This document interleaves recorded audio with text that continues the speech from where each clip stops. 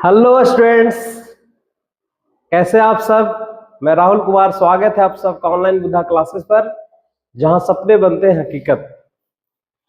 प्यारे बच्चों, मैं आशा करता हूं कि आप शानदार, जबरदस्त और जिंदाबाद होंगे और अपनी पढ़ाई को खूब मेहनत के साथ कर रहे होंगे। तो आइए हम आपकी इसी मेहनत को आसान बनाने के लिए प्रतिदिन मैं और मेरी टीम कक्षाएं लेकर आती है, ताकि आप बोर्ड एग्जाम में जबरदस्त नंबर लाकर अपने माता पिता और गुरुजनों का नाम रोशन करें।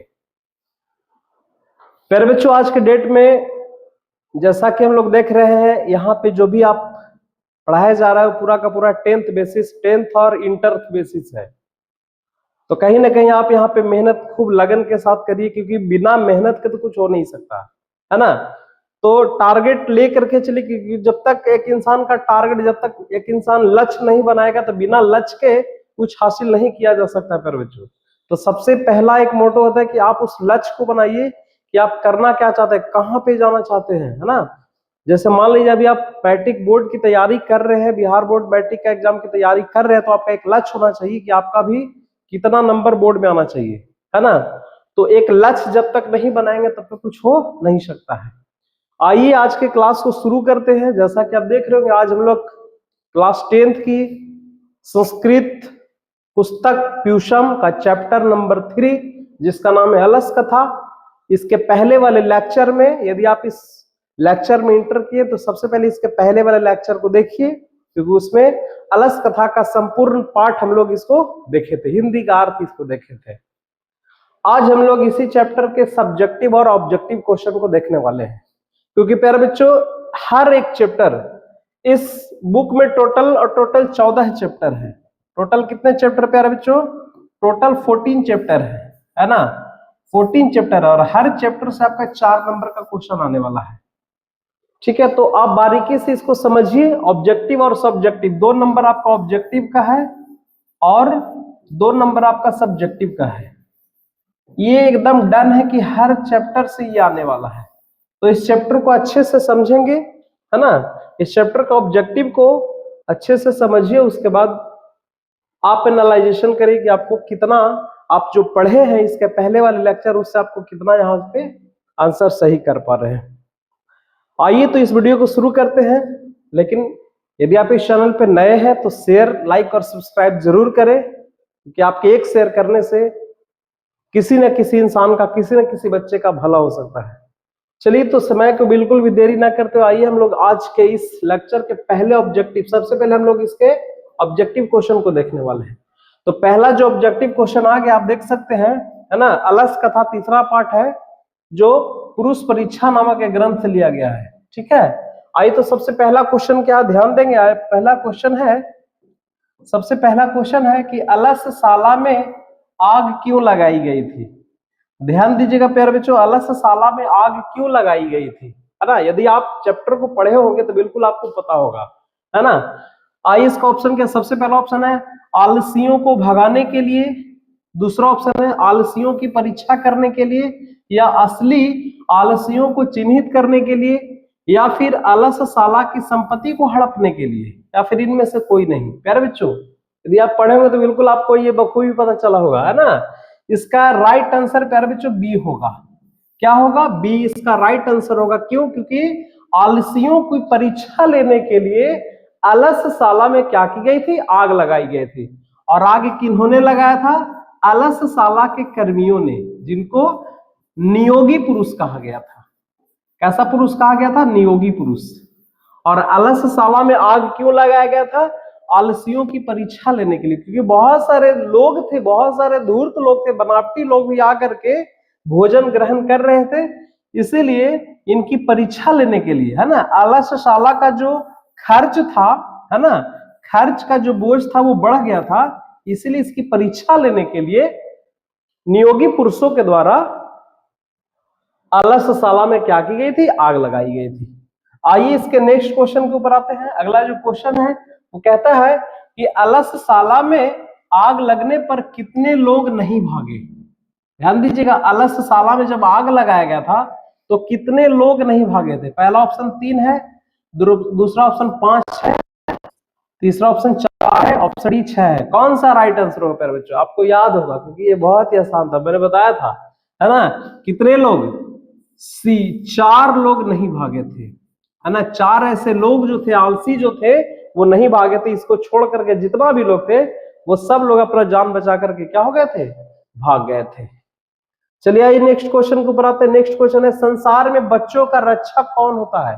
आप बताइए यहाँ पे, संसार में बच्चों का रक्षक कौन होता है? क्या माता होती है, क्या पिता होते, क्या भाई होते, क्या बहन होते हैं? इसी बुक से हम लोग को ये बताया गया था, है ना, कि संसार में जो बच्चों का रक्षक होता है बच्चों, वो कौन होती है? माता होती है। ऑप्शन नंबर ए जो होगा वो राइट आंसर होगा। नेक्स्ट क्वेश्चन आपका है, नेक्स्ट क्वेश्चन है, बनावटी आलसी दिखाकर कौन भोजन ग्रहण करते थे? है ना, बनावटी आलसी दिखाकर कौन ऐसे लोग जो थे वो बनावटी आलसी दिखाकर भोजन करते थे? विद्वान थे? बिल्कुल नहीं। मूर्ख थे? बिल्कुल नहीं। धूर्त? जी हाँ, धूर्त थे। धूर्त लोग जो थे वो बनावटी आलसी दिखा कर, हालांकि वो आलस नहीं थे, आलसी नहीं थे, लेकिन वो बनावटी आलसी दिखा करके भोजन ग्रहण करते थे। नेक्स्ट क्वेश्चन है, स्थिति शौकर्य मूला ही के न धावंती जानतवः। स्थिति शौकर्य मूला ही के न धावंती जानतवः, यह उक्ति किस पाठ से संकलित है? तो जाहिर सी बात है कि हम लोग अलस कथा पढ़ रहे हैं, है ना। तो यह जो युक्ति है वो किस भाग, किससे ली गई है? अलस कथा से। तो ए जो होगा इसका प्यारे बच्चों राइट आंसर होगा। तो इसको याद करने की जरूरत है। चलिए आज हम लोग अलस कथा पढ़ रहे हैं तो हमको पता है, लेकिन जब ये एग्जाम में क्वेश्चन आ जाएगा, 100 क्वेश्चन के बीच में जब ये क्वेश्चन मिलेगा, तब वहां पे तो कैसे कर पाइएगा? तो इसको आपको याद रखना पड़ेगा, कहीं ना कहीं इसका अर्थ याद रखना पड़ेगा, है ना। इसका अर्थ क्या था? कल बताया था पिछले लेक्चर में कि स्थिति शौकर्य मूला ही के न धावंती जानतवः। स्थिति जब अच्छी होने के बाद, जब किसी व्यक्ति की जब स्थिति अच्छी हो जाती है ना, तो उसके पीछे लोग दौड़ने लगते हैं कि चल भाई आज उसके पास पैसा आ गया है, उससे पैसा जट करके उससे खाते हैं, है ना। तो यही इसका अर्थ है। तो आलसी लोगों का तो यही कर्म होता है, ठीक है। तो ये आलस कथा से है। नेक्स्ट क्वेश्चन नंबर 6 है, चारों आलसियों को कैसे बाहर किया गया था? जब अलसशाला में जब आग लगाई गई थी, है ना, जब अलसशाला में जब आग लगाई गई थी तो चारों आलसी जब सोए हुए थे, है ना, चारों आलसी जब सोए हुए थे,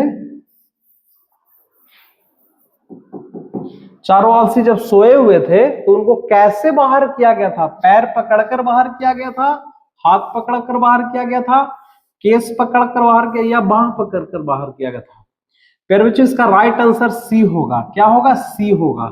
सी यानी कि बाल को पकड़कर, केस को पकड़कर उसको क्या किया गया था?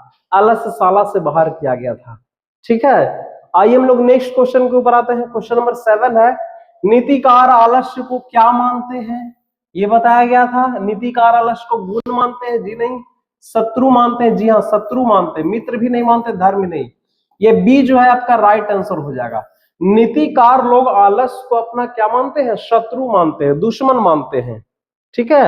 आइए हम लोग नेक्स्ट क्वेश्चन के ऊपर आते हैं। नेक्स्ट क्वेश्चन है कि वीरेश्वर जो थे वो कैसा थे, है ना। वीरेश्वर के बारे में, वीरेश्वर कौन थे? तो मिथिला के मंत्री थे। कौन थे प्यारे बच्चों? वीरेश्वर मिथिला के क्या थे? मंत्री थे। वीरेश्वर जो थे वो मिथिला के मंत्री थे। गुण उनका क्या था? तो दयालु थे, है ना, दयालु थे और दयावान भी थे, या दानी थे। तो दयालु या दानी है ऑप्शन में कहीं पे? बिल्कुल है। ईमानदार? जी नहीं, बुक के अनुसार, हालांकि वो ईमानदार होंगे लेकिन किताब में तो ये दिया नहीं था। भ्रष्ट? तो ये होगा नहीं। धनी? तो ये होगा नहीं। दानशील और दयालु थे। जी हाँ, ऑप्शन नंबर सी जो है इसका राइट आंसर होगा कि वीरेश्वर कैसे थे? तो दानशील थे प्यारे बच्चों। आइए नेक्स्ट क्वेश्चन आ रहा है, वास्तविक आलसियों की संख्या कितनी थी? है ना, वास्तविक जो आलसी लोग जो थे, वास्तव में जब परीक्षा हुई थी आलसियों की, जब उस घर में आग लगाया गया था, आग लगाया गया था उस घर में, तो इसमें कितने आलसियों की परीक्षा लेने के लिए ही तो आग लगाया गया था ना। तो वास्तविक आलसियों की संख्या कितनी थी ये पूछा जा रहा है ना। तो 5 भी नहीं था, 6 भी नहीं था, 3 भी नहीं था। वास्तविक आलसियों की जो संख्या कितनी थी? 4 थी। ऑप्शन नंबर सी जो है आपका क्या हो जाएगा? राइट आंसर हो जाएगा। देखते जाइए प्यारे बच्चों, है ना। लाइक और शेयर जरूर करिए, क्लास को लाइक शेयर और सब्सक्राइब जरूर करिए ताकि ये वीडियो हर एक बच्चे तक पहुंचे और उसका वो बेनिफिट उठा सके। चलिए नेक्स्ट क्वेश्चन के ऊपर आते हैं। नेक्स्ट क्वेश्चन है कि सबसे बड़ा शत्रु कौन है ना। बुक के अनुसार सबसे बड़ा शत्रु कौन है प्यारे बच्चों? आलस सबसे बड़ा क्या है? शत्रु है। सबसे बड़ा शत्रु क्या है? आलस। हालांकि क्रोध भी शत्रु है, इंसान को क्रोध नहीं करना चाहिए, लेकिन आलस से बढ़ के कोई बड़ा शत्रु नहीं है। ठीक है, चलिए नेक्स्ट क्वेश्चन है, पतिरेव गति ही खाली स्थान बालानाम जननी गति, रिक्त स्थान में कौन सा पद आएगा? यहाँ पे कौन सा भर आएगा? तो कहता है पतिरेव, पतिरेवह गति, है ना। पतिरेवह गति खाली, पतियों की गति किससे होती है? तो आलसा नाम से जी नहीं, वृद्धा नाम से जी नहीं, युवका नाम से जी नहीं, स्त्रियों की, स्त्रियों से, है ना। यहाँ पे भरा जाएगा प्यार बच्चों, स्त्री नाम भरा जाएगा। क्या भरा जाएगा? सी ऑप्शन आपका राइट हो जाएगा, क्योंकि पतियों की गति यहाँ पे स्त्री से ही हो सकता है ना। पतिरेव गति स्त्री नाम, स्त्रियों की गति कौन है? पति है। बिना पति के स्त्री का कोई कार्यभार हो नहीं सकता है।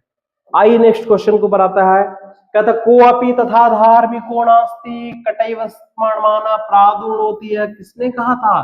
कहता कोअपि न तथा धार्मिक, कोई भी धार्मिक पुरुष नहीं है, कटैव वर्षमाण प्रादुर्नोति, कोई भी धार्मिक पुरुष नहीं है जो जल से भींगे हुए कपड़े को क्या करे? ऊपर से डाल दे। तो जब आपने पढ़ा होगा इस चैप्टर को, अर्थ जब आप समझे होंगे तो आपको पता चला होगा कि किसने ये कहा था, है ना। तो याद कीजिए कि पहला आलसी क्या कहा था प्यारे बच्चों?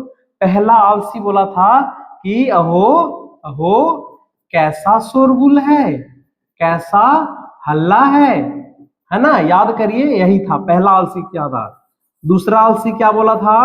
दूसरा आलसी बोला था कि स्पष्ट होता है या लगता है कि क्या है? आग लग चुकी है ना। क्या है? आग लग चुकी है। तो तीसरे आलसी ने क्या बोला था? तीसरा आलसी बोला था, यही बात बोला था कि कोई भी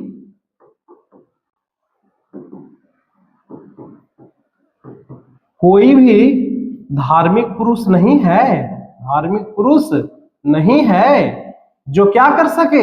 भींगे हुए वस्त्रों को ऊपर से क्या कर सके? डाल सके। और चलिए चौथा आलसी के बारे में भी मैं बता ही देता हूं। चौथा आलसी क्या बोला था कि अरे वाचालो, अरे वाचालो कितना बोलते हो, कितना बोलते हो, या कितना बकबक करते हो, शांत नहीं रह सकते। तो यहाँ पे कौन सा आंसर हो जाएगा प्यारे बच्चों? ये आपका बोला था तीसरा आलसी, ऑप्शन नंबर सी जो है आपका क्या हो जाएगा? राइट आंसर हो जाएगा। आइए नेक्स्ट क्वेश्चन के ऊपर आते हैं। नेक्स्ट है, अलसशाला में आग किसने लगाई थी? आलसियों ने लगाई थी? नहीं सर। मंत्री वीरेश्वर ने लगाए थे? जी नहीं सर। विद्यापति ने लगाए थे? जी नहीं। अलसशाला के कर्मचारियों ने लगाए थे। ऑप्शन नंबर सी जो है उसका क्या हो जाएगा? राइट आंसर होगा। नेक्स्ट क्वेश्चन क्या है प्यारे बच्चों? अलस कथा पाठ में अहो कथमयम कोलाहलम, अहो कथमयम कोलाहलम, यह किसकी उक्ति थी? यह शोरगुल कैसा है, यह किसने कहा था प्यारे बच्चों? तो यह बोला था, किसने बोला था? पहले आलसी ने यह बोला था, है ना। ए जो है उसका राइट आंसर है। पहला आलसी यह बोला था कि कैसा शोरगुल है, कैसा हल्ला है ना। आगे है, मैथिली भाषा के कवि कौन थे, है ना। तो चैप्टर पढ़े होंगे तो बिल्कुल आपको पता होगा, राजशेखर जी नहीं, दामोदर गुप्त भी नहीं, कालिदास भी नहीं, विद्यापति जो थे प्यारे बच्चों वो मैथिल भाषा के क्या थे? कवि थे। ऑप्शन नंबर बी जो है इसका क्या हो जाएगा? राइट आंसर होगा। नेक्स्ट क्वेश्चन है, अलसशाला में आग कब लगाई गई थी? अलसशाला में आग कब लगाई गई थी? तो रात में? जी नहीं। दिन में? जी नहीं। जब सब भोजन कर रहे थे? जी नहीं। जब सब सो रहे थे, है ना। सी जो होगा इसका राइट आंसर होगा। अलसशाला में तब आग लगाई गई थी जब सब लोग क्या कर रहे थे? सो रहे थे। ठीक है, आगे चलिए, हम 17 नंबर ऑब्जेक्टिव पे आ रहे हैं। कहता अलस कथा पाठ किस ग्रंथ से संकलित है? किस ग्रंथ से लिया गया है प्यारे बच्चों? कृति लता जी नहीं, पत्रावली जी नहीं, कृति पताका जी नहीं, पुरुष परीक्षा, सी जो है राइट आंसर होगा। पुरुष परीक्षा नामक ग्रंथ से लिया गया है। क्या? अलस कथा पाठ को पुरुष परीक्षा नामक ग्रंथ से लिया गया, सी जो है इसका राइट आंसर होगा। नेक्स्ट है, अलस कथा एक कैसी कथा है? बुक संपूर्ण अर्थ जब पढ़े होंगे और नहीं पढ़े तो आपको झट से इसके पिछले वाले बैक लेक्चर में चले जाइए और आपको ये मिल जाएगा। ठीक है, पूरा का पूरा चैप्टर का एकदम संपूर्ण अर्थ जो है आपके सामने निचोड़ कर रख दिया गया है। यदि आप उस चैप्टर को पढ़ेंगे ना तो ये ऑब्जेक्टिव है कुछ नहीं, ऑब्जेक्टिव एकदम हलवा है, हलवा जिसको बोलते हैं एकदम फटाफट बनेगा। तो अलस कथा कैसी कथा है? तो अलस कथा प्यारे बच्चों व्यंग्यात्मक कथा है। डी जो है इसका क्या हो जाएगा? राइट आंसर होगा। चलिए नेक्स्ट क्वेश्चन के ऊपर आते हैं। नेक्स्ट क्वेश्चन जो है देखिए इसको समझिए, क्या था? तर्वैत यदस्मिनः गृहे अग्नि अग्निर्गोण अस्ति, किस आलसी की उक्ति थी? इसका अर्थ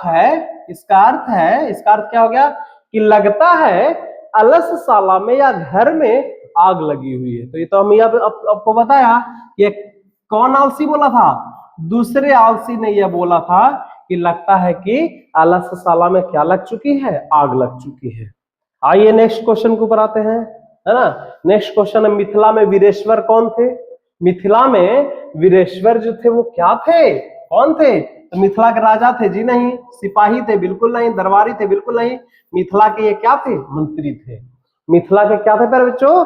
मंत्री थे। कौन? वीरेश्वर जो थे वो मिथिला के मंत्री थे। नेक्स्ट क्वेश्चन है, घर में लगी आग को देखकर कौन लोग पलायन हो गए? कौन लोग भाग गए थे? है ना। जब नियोगी पुरुषों के द्वारा जब आग लगाई गई थी तो आलसी लोग भागे थे? नहीं, समझदार लोग भाग गए थे। समझदार लोग तो खैर कोई थे ही नहीं, फुर्तीले लोग जी नहीं, धूर्त लोग भाग गए थे। कौन भाग गए थे? जो बनावटी लोग थे वो भाग गए थे, यानी कि इसका डी जो है आपका क्या हो जाएगा? राइट आंसर होगा। आइए नेक्स्ट क्वेश्चन के ऊपर आते हैं। नेक्स्ट क्वेश्चन है, इसको ध्यान दीजिएगा, कहता है अलस कथा के अंतर्गत मिथिला में कौन मंत्री थे? अलस कथा के अंतर्गत मिथिला के मंत्री कौन थे? तो मिथिला के मंत्री प्यारे बच्चों वीरेश्वर थे। ऑप्शन नंबर सी जो है इसका क्या हो जाएगा? राइट आंसर हो जाएगा, है ना। आइए नेक्स्ट क्वेश्चन के ऊपर आते हैं। नेक्स्ट क्वेश्चन है, अलस का कथा पाठ के रचनाकार कौन है? अलस कथा पाठ के रचनाकार कौन है? दामोदर गुप्त, राजशेखर, पिंगल जी नहीं, विद्यापति। ऑप्शन नंबर ए जो है वो राइट आंसर है। अलस कथा पाठ के रचनाकार कौन थे? विद्यापति जी। विद्यापति किस भाषा के कवि थे प्यारे बच्चों? मैथिल भाषा के कवि थे। किस भाषा के? मैथिल भाषा के कवि थे। अब यहाँ पे देखिए कहता है, धूर्ता कृत्रिम आलस्यम दर्शयित्वा भोजनम के ऊपर अंडरलाइन है, प्राविर्णवंती रेखांकित पद का प्रश्न निर्माण क्या होगा? ये जो रेखांकित है, भोजन पर जो रेखांकित किया गया है वहां पे यदि प्रश्न चिन्ह लगाएं तो क्या लगाया जा सकता है? क्वेश्चन को समझिए, इस टाइप का क्वेश्चन भी बोर्ड एग्जाम में पूछ देता है। ठीक है, ध्यान से देखिएगा। धूर्ता कृत्रिम आलस्यम दर्शयित्वा भोजनम प्राप्नुवर्णन्ति, रेखांकित पद में प्रश्न, यहाँ पे प्रश्न निर्माण यदि डाला जाएगा तो कम डालेंगे, किम डालेंगे, कुत्र डालेंगे, केड, क्या लिखा जा सकता है? तो सबसे पहले इसको सिंपल, इसको आपको हिंदी करने की कोशिश करिए। क्या कि धूर्त लोग बनावटी आलस को देख करके, है ना, भोजन के जगह पे प्राविडु ने क्या प्राप्त किए? धूर्त लोग बनावटी आलसी को देख करके क्या प्राप्त किए थे? क्या भोजन प्राप्त किए थे। भोजन के जगह पे कहा जाएगा क्या प्राप्त किए, तो क्या का बी हो जाएगा, कीम आंसर हो जाएगा। बी जो है इसका क्या हो जाएगा? राइट आंसर होगा। ठीक है, चलिए आगे हम लोग चलते हैं। नेक्स्ट भी कुछ उसी तरह से है।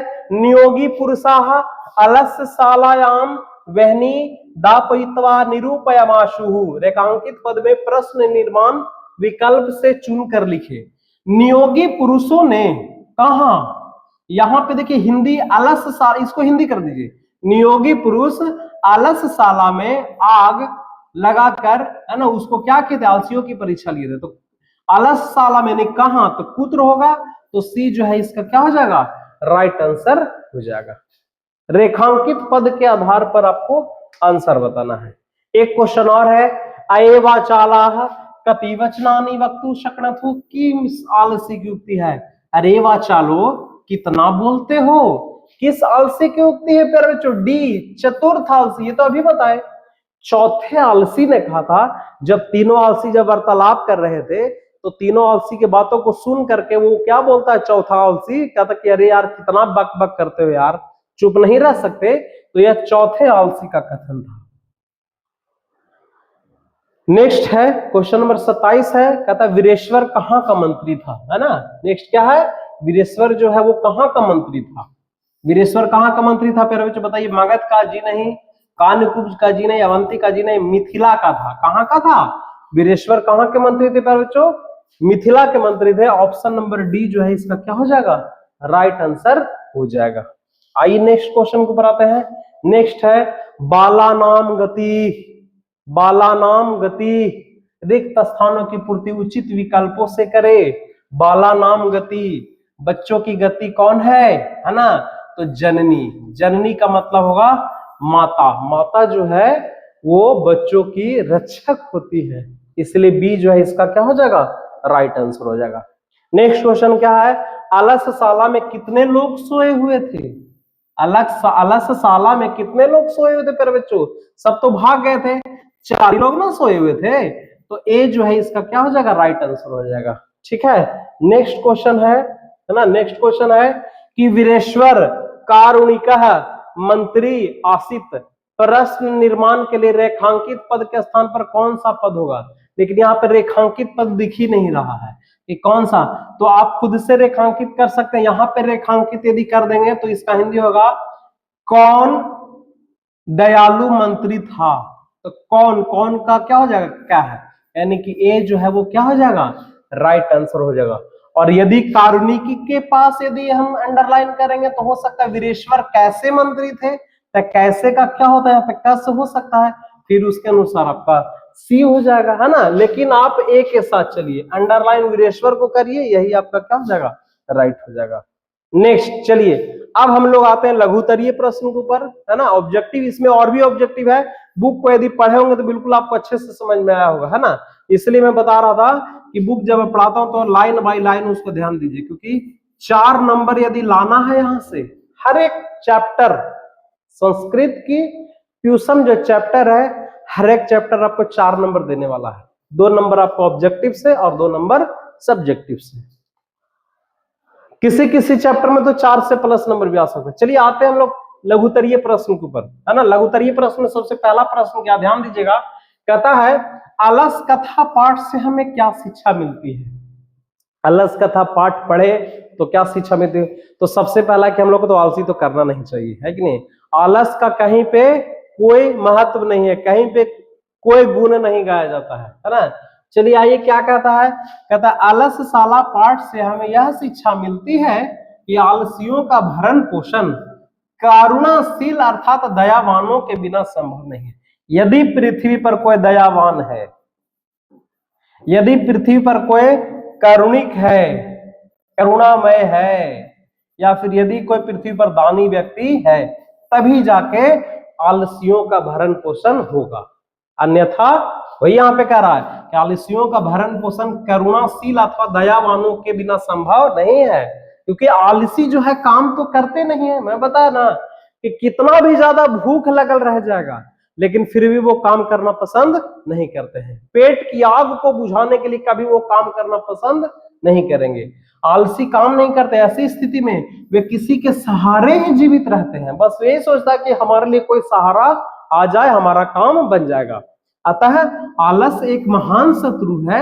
अतः क्या करनी चाहिए हमें? आलस को क्या करनी चाहिए? त्याग देनी चाहिए। प्यारे बच्चों, आशा करते हैं कि ये आपको क्वेश्चन समझ में आया होगा कि अलस कथा से हमें क्या शिक्षा मिलती है, क्योंकि आलसियों का भरण पोषण करने वाला पृथ्वी पर सिर्फ और सिर्फ एक ही व्यक्ति है, वो है करुणामयी लोग और दयालु लोग, इसके अलावा और कोई है ही नहीं। चलिए नेक्स्ट क्वेश्चन के ऊपर आता है, कहता है अलसशाला के कर्मियों ने आलसियों की परीक्षा क्यों ली? क्यों ली थी प्यारे बच्चों, है ना। तो क्यों ली थी? क्योंकि आलसशाला में कुछ बनावटी लोग भी आ गए थे। आप पढ़े होंगे तो पता चला होगा, कुछ बनावटी लोग, बनावटी माने धूर्त आलसी पहुंच गया था वहां पे, किस लिए? भोजन करने के लिए। और जब भोजन करने के लिए धूर्त आलसी जब पहुंच गए तो पता चला कि आलसशाला का जो बोझ है, किस चीज का? खर्च का, वो दिन प्रतिदिन बढ़ने लगा। और ऐसे नियोगी पुरुष बड़ा चिंतित हो गए, सोचे कि यदि इसी तरह से चलता रहा तो बहुत जल्द ही मंत्री वीरेश्वर जी का खजाना कहां जाएगा? खाली हो जाएगा। इसीलिए उन्होंने परीक्षा ली थी। देखिए पढ़ते हैं, कहता है आलसशाला में बहुत सारे धूर्त लोग, बनावटी आलसी, बनावटी आकर अन्न और ग्रहण करने लगे और वस्त्र प्राप्त करने लगे थे, जिससे आलसशाला का खर्च क्या हो गया? बढ़ गया। अधिक खर्च को देखकर वहां के कर्मियों ने आलसियों की क्या ली थी? परीक्षा ली थी। जैसा कि मैंने बताया है ना, आलसियों की परीक्षा क्यों ली गई थी? क्योंकि दिन प्रतिदिन आलसशाला का खर्च क्या हो रहा था? बढ़ रहा था। और खर्च बढ़ने का कारण क्या था? तो बहुत सारे बनावटी आलसी लोग वहां पर, धूर्त आलसी लोग आकर के और भोजन ग्रहण कर रहे थे, है ना। चलिए, आशा करते हैं कि समझ में आ रहा। प्यारे बच्चों, यदि क्लास अच्छा लग रहा है एकदम दबा करके शेयर करिए, शेयर इतना करिए। और शेयर करना क्या है? तो हर एक बच्चे के व्हाट्सएप पे शेयर होना चाहिए, है ना। इंस्टाग्राम पे आप शेयर कर सकते हैं, ठीक है ना। फेसबुक पेज पे आप शेयर कर सकते हैं। इतना शेयर करिए, क्लास यदि आपको अच्छा लग रहा है तो शेयर करिए। हर उस बच्चे तक ये क्लास, ये वीडियो पहुंचना चाहिए, ठीक है। आइए नेक्स्ट क्वेश्चन के ऊपर आते। कहता है आलसशाला के अच्छा, नेक्स्ट क्वेश्चन क्या है? तीसरा है, आलसशाला के कर्मियों ने आलसियों को आग से कैसे और क्यों निकाला? कैसे निकाला था? सब तो भाग गए, सिर्फ और सिर्फ कितने आलसी बच गए? 4 आलसी। और 4 आलसी सूत करके क्या कर रहे थे? बक बक कर रहे थे। क्या कर रहे थे? बक बक कर रहे थे। 4 आलसी सो करके क्या कर रहे थे? है ना, बक बक कर रहे थे। ये 4 आलसी सो करके बक बक कर रहे थे।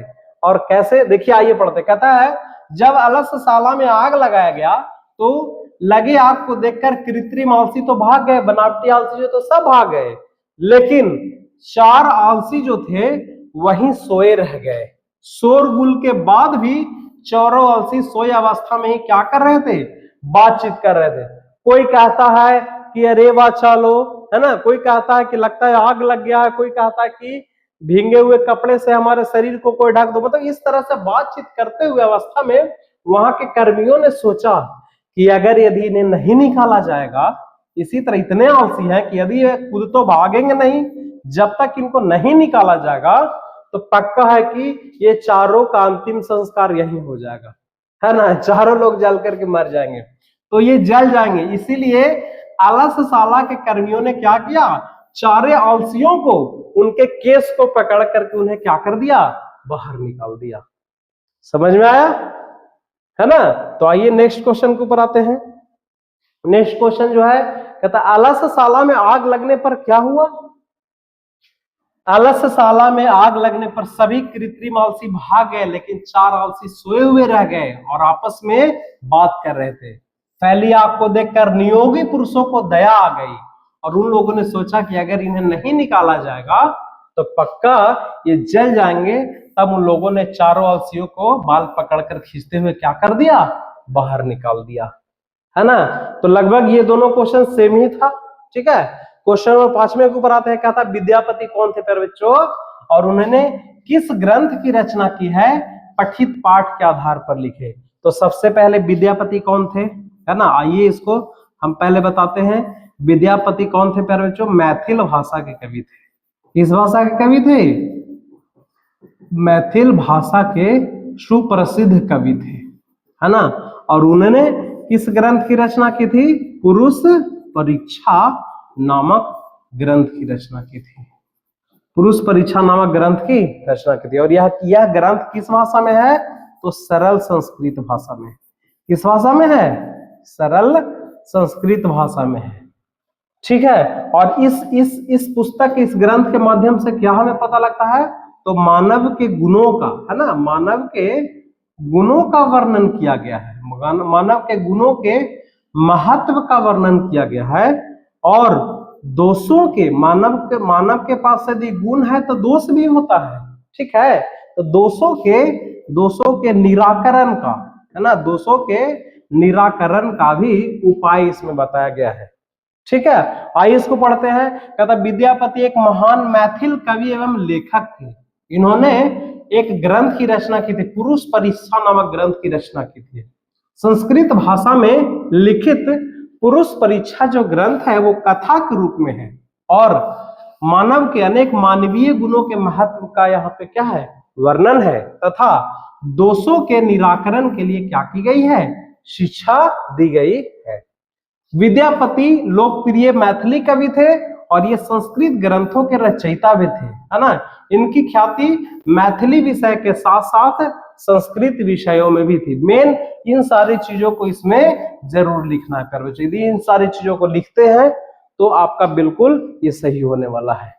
ठीक है, कि विद्यापति मैथिल भाषा के कवि थे, पुरुष परीक्षा नामक ग्रंथ की रचना की थी और जो कि सरल संस्कृत भाषा में है। और यह जो पुरुष परीक्षा ग्रंथ है वो मानव के गुणों के महत्व के वर्णन करती है और उसके दोषों का क्या करती है, निराकरण करती है। आइए इसके नेक्स्ट क्वेश्चन को पर आते हैं। छठा जो क्वेश्चन है वो क्या है कि अलस कथा का क्या संदेश है, या फिर अलस कथा पाठ में किस पर चर्चा की गई है ना। तो प्यारे बच्चों, अलस कथा का संदेश है कि आलस एक महान रोग है, इसको हमें त्याग देना चाहिए। नीतिकार के अनुसार, नीतिकार लोग आलस को अपना क्या मानते हैं, शत्रु भी मानते हैं। जीवन के विकास के लिए व्यक्ति को कर्मठ होना बहुत जरूरी है। कर्मठ कहने का मतलब कि किसी भी काम के प्रति एकदम तत्पर रहना, क्योंकि जोश और जुनून जिस इंसान के अंदर होगा वही इंसान आगे बढ़ेगा। कहते हैं ना, यदि सफलता आपको हासिल करना है तो धैर्य और जुनून को आपको एक साथ लेकर के आना पड़ेगा। कामयाबी का अर्थ ही होता है धैर्य प्लस जुनून, तब जाकर के आपको क्या मिलती है, सफलता मिलती है। तो एक इंसान को कर्मठ होना बहुत जरूरी है ना। और क्या अति आवश्यक है, कर्मठ एक अति आवश्यक है। आलस शरीर में रहने वाला महान शत्रु है। आलस को इंसान को त्याग देना चाहिए, नहीं तो यदि आलस को जो व्यक्ति नहीं त्यागेगा उस व्यक्ति का नाश पक्का है, जिससे अपना परिवार का और समाज का विनाश अवश्य ही हो जाता है। यदि जिसके पास आलस रहेगा वो अपने परिवार का विनाश करेगा, है ना, और वो अपने समाज का विनाश कर सकता है। आइए नेक्स्ट क्वेश्चन के ऊपर आते हैं। कहता है अलस कथा पाठ का 5 वाक्यों में परिचय दे, है ना। पूरे के पूरे अलस कथा पाठ को 5 वाक्यों में क्या करना है, लिखना है। क्या है यह जो पाठ है, विद्यापति के द्वारा रचित पुरुष परीक्षा नामक ग्रंथ से क्या है, संकलित है, जो कि एक उपदेशात्मक लघु कथा, उपदेशात्मक भी कह सकते हैं या फिर यहाँ पे कह सकते हैं कि व्यंग्यात्मक, है ना, व्यंग्यात्मक लघु कथा है। कहता विद्यापति ने मैथिल, अवहट तथा संस्कृत तीनों भाषाओं में ग्रंथ की रचना की थी, लेकिन जो पुरुष परीक्षा ग्रंथ उसमें धैर्य, धर्म, अर्थ, काम इत्यादि विषयों से संबंधित अनेक मनोरंजक इसमें क्या की गई है, कथाएं दी गई है। अलस कथा जो है, अलस कथा में आलस्य के निवारण की प्रेरणा दी गई कि आलस के बारे में बताया गया कि हम लोग को आलस नहीं करना चाहिए। आलस जो व्यक्ति करता है उसकी गति कैसी होती है। आलस को कहीं पे, आलस का रक्षक सिर्फ और सिर्फ इस धरती पर कौन है, दयावान पुरुष ही होते हैं, है ना। इस पाठ से संसार के विचित्र गतिविधियों का भी क्या होता है, परिचय मिलता है। आइए नेक्स्ट क्वेश्चन के ऊपर आते हैं। नेक्स्ट क्वेश्चन जो है वो 8 नंबर का क्वेश्चन है। 8वां नंबर है कि चारों आलसियों के वार्तालाप को अपने शब्दों में लिखे। जो चारों आलसी जब बात कर रहे थे तो वो क्या क्या बात कर रहे थे, है ना। तो सबसे पहले जैसा कि मैंने बताया, जब नियोगी पुरुषों ने आलसशाला में जब आग लगा दी तो पहला आलसी क्या बोलता है कि यह शोरगुल कैसा है ना, यह शोरगुल कैसा है। पहला आलसी तो यही बोला था। दूसरा आलसी बोलता, क्या बोलता है ना, दूसरा आलसी क्या बोलता है कि लगता है कि आलसशाला में क्या लग गई है, आलसशाला में आग लग चुकी है ना, आग लग चुकी है। तीसरा आलसी क्या बोलता है कि कोई भी धार्मिक व्यक्ति नहीं है, कोई भी धार्मिक व्यक्ति नहीं है जो जल से भींगा हुआ वस्त्र को क्या कर सके, है ना, ऊपर से डाल सके। और चौथा व्यक्ति क्या बोलता है कि अरे वा चालो, चौथा आलसी बोलता है अरे वा चालो, अरे वाह चालो, कितना कितना बोलते हो, है ना, बोलते हो, चुप नहीं रह सकते। चारों आलसी की यही वार्तालाप को अपने शब्दों में लिखना। देखिए क्या लिख रहा है, कहते चारों आलसी निश्चय ही अपने आलसपन को सिद्ध कर रहे थे, है ना। एक ने मुंह ढककर कहा, अरे कैसा हल्ला है, हल्ला कैसा है।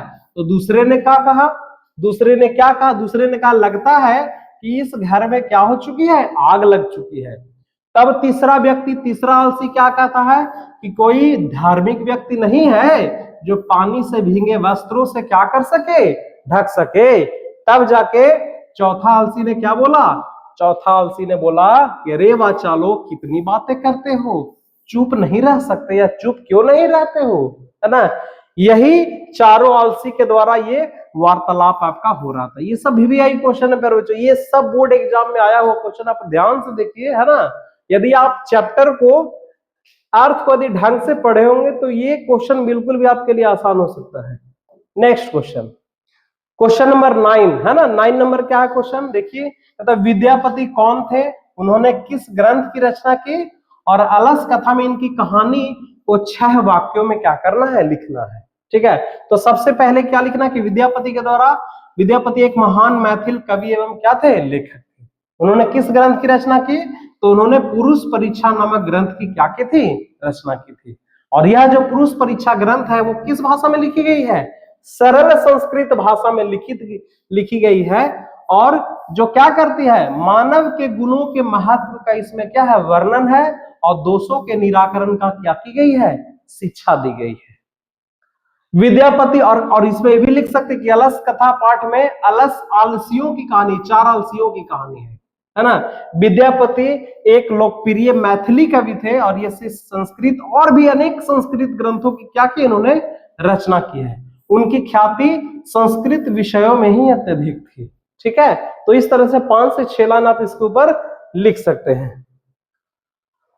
चलिए प्यारे बच्चों, तो ये आज का लास्ट क्वेश्चन था। ठीक है, आप समझ में आया होगा बिल्कुल आपको।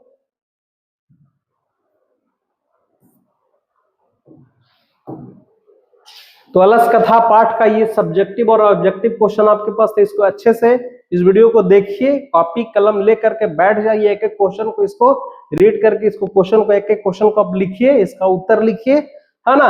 और प्यारे बच्चों, यदि आपको ये वीडियो अच्छा लगा तो आप लोगों के पास, अपने दोस्तों के पास शेयर जरूर करिए। मिलते हैं अगले वीडियो में, तब तक के लिए स्वस्थ रहिए, मस्त रहिए, खूब मन लगा करके पढ़िए। Thank you very much.